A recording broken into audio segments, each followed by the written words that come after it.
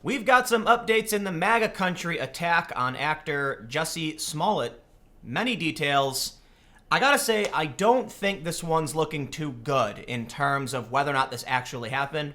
And there's one journalist in Chicago saying that sources in the police department say they think it may be a hoax, but he's deleted the tweet. However, someone who worked on the show Empire, where this actor works, also deleted their Instagram post about the attack. It's really weird. Really weird. What we have here from ABC News: new details emerge in Jussie Smollett attack. Video shows actor wearing rope like a necktie, police say. Police are searching for two men spotted on video at the time of the incident. So they have persons of interest. Many people have seen this video that's going around. Maybe you've seen this image that's going around of these two men. We can't really see who they are. Anthony Guglielmi says, photos of people of interest who were in the area of the alleged assault and battery of Empire cast member.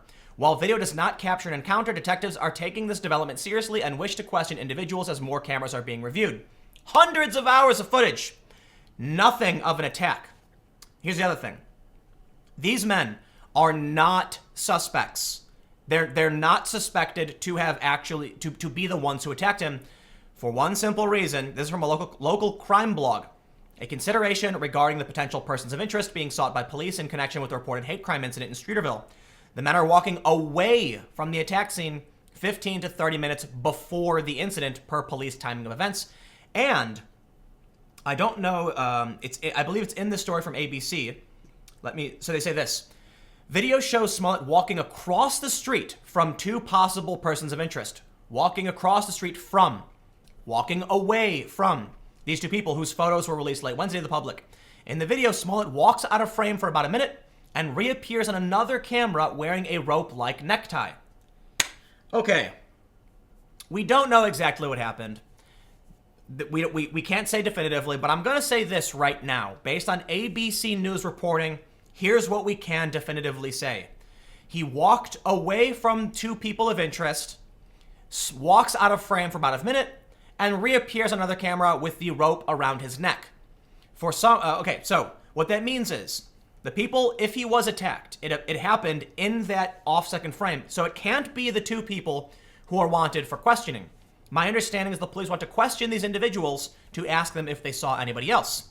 However, if they have hundreds of hours of footage between many cameras, and in these two cameras, they don't see anyone else walk into or out of frame except for Smollett, who walks out of frame and walks back in with a rope on his neck, it really does sound like this may actually be a hoax. Now, again, I want to reserve judgment. I would never condemn someone who suffered such an attack, but it looks like evidence is pointing in the other direction. We also have this tweet, which was archived by Rafer Weigel.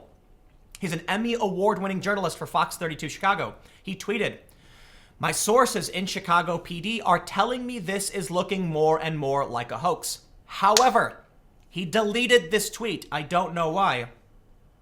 Someone said, "No legitimate follower of a particular leader would openly commit such acts in the name of their guy by wearing a cap or shirt. Why would they do so knowing it would only hurt their own cause?" I don't think that's an interesting point, right? Sure, but it's not definitive. Not everybody's a genius, you know what I mean?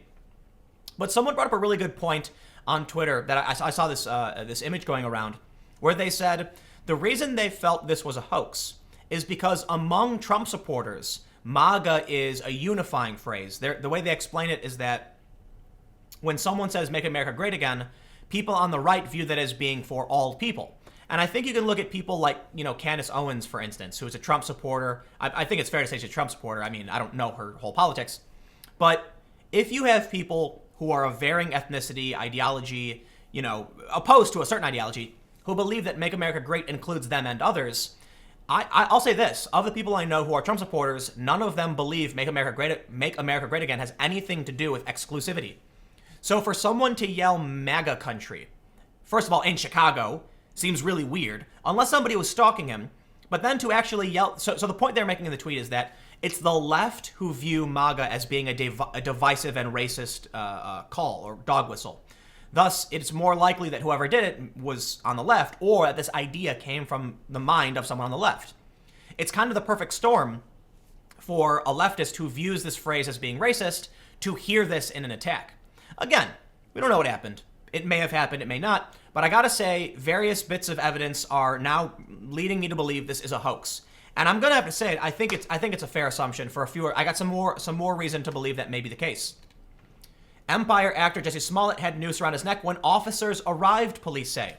Okay, that means 45 minutes after he got attacked, the police showed up to his apartment, or his manager's apartment, and he didn't take it off of his neck. Sure, I mean, maybe he decided to leave it on, but that's kind of weird. Kind of a weird thing to do. But they also point out something else. In a now deleted Instagram post by Empire co-creator Lee Daniels, Smollett appeared to have an abrasion on his cheek, Daniels said. You didn't deserve, nor anybody deserves, to have a noose put around your neck, to have bleachstone on you. In a now deleted Instagram post. Why did the co-creator delete the Instagram post?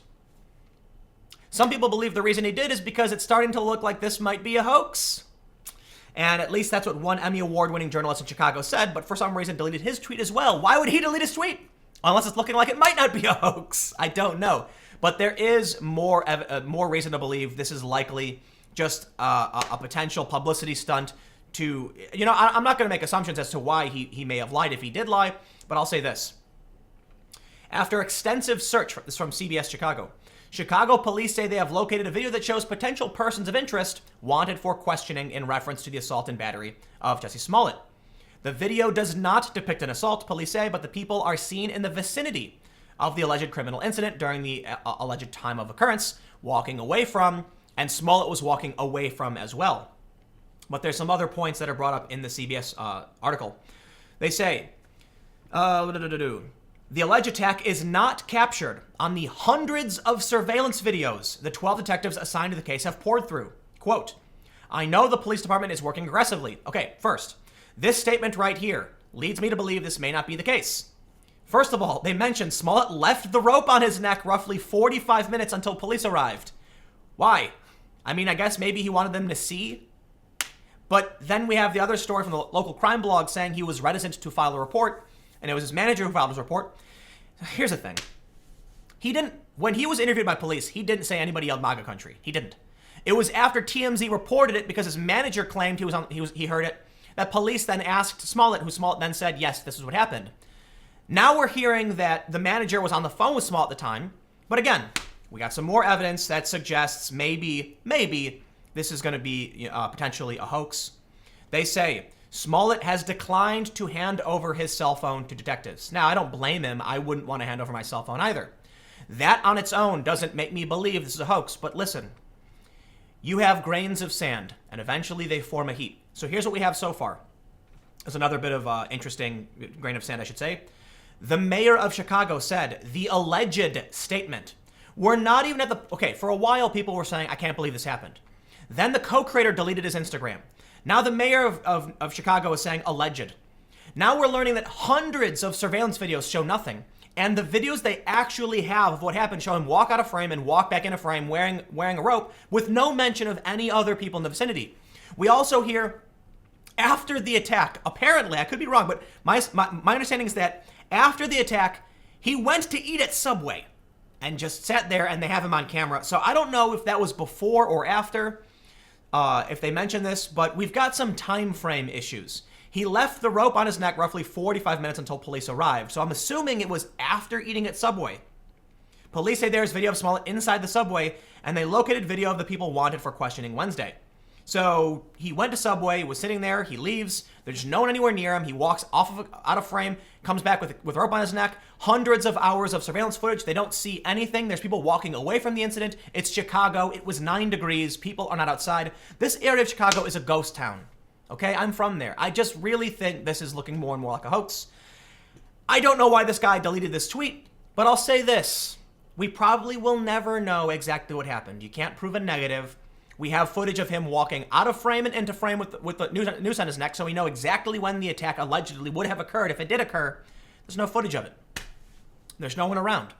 So can we prove definitively this guy made it up? No, but I'm going to say, with the mayor calling it an allegation at this point, with the co-creator deleting his tweet, with Smollett not wanting to turn over his cell phone, with Smollett wearing the noose for 45 minutes, with hundreds of hours of police footage, and with a Emmy Award-winning journalist in Chicago saying his Chicago PD sources telling me it looks like a hoax.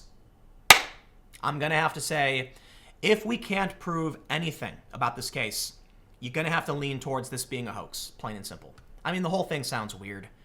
People in Chicago yelling MAGA country sounds weird. I'll say this, if it was an actual attack on this guy, I don't believe it was actually Trump supporters. I believe it was probably someone who just wanted to beat him up and then yelled MAGA country if they did.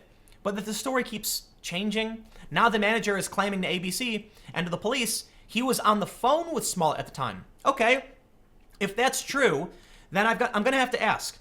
If they said he walked out of frame and then walked back into frame with a noose, and his manager is saying that he was on the phone, I think we can definitively claim whether or not someone is lying.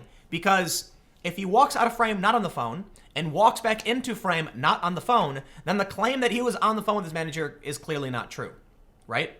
So maybe he walks out of frame, calls his buddy real quick, and then in that 45 seconds, he gets beat up, hangs up the phone, and then walks out of frame. So I don't know if he walks out of frame. They say he walks out of frame for about a minute and reappears on another camera wearing a rope-like tie around his neck. So I'd be interested to know if when he walks out of frame, he's on the phone.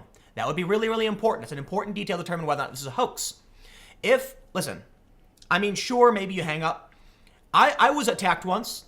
My brother was on the phone, and we left the phone on. I wouldn't hang up on somebody I was talking to after I just got attacked. I'd be telling them what was happening or calling 911 immediately after the fact.